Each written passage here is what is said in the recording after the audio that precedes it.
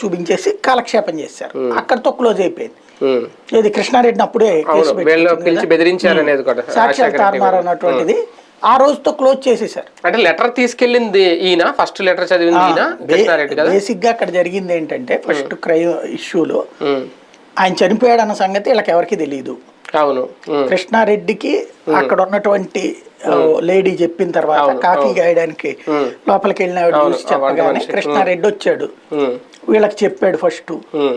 అక్కడ ఆ లోపల చూస్తే అది రక్తం కక్కుని ఉన్నారు. వీళ్ళు అనుకుంది ఏంటి, బ్లడ్ మోషన్స్ అయినాయి లేకపోతే బ్లడ్ కక్కున్నారు ఏదో అనుకున్నారు, అయ్యింది.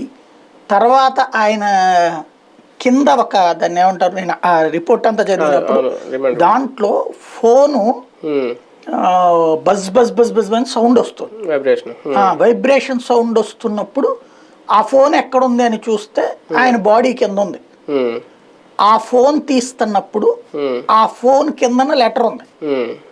అది చూసి కృష్ణారెడ్డి వెంటనే ఆ రాజశేఖర్ రెడ్డికి ఫోన్ చేసి చెప్పాడు ఎట్లెట్లాగండి అని. చెబితే అందులో ఏముందో చదవమన్నాడు. చదివినప్పుడు ఇట్లాగ నన్ను చంపుతున్నారు వీళ్ళు, డ్రైవర్ ఇట్లా చేయిస్తున్నాడు, వాడిని వదిలిపెట్టద్దు అని రాసింది ఉంది. అది సూసైడ్ అవుతుందా మర్డర్ అవుతుందా? మర్డరే కదా. అయితే దాన్ని దాచేయమని చెప్పి అతను చెప్పాడు రాజశేఖర్ రెడ్డి.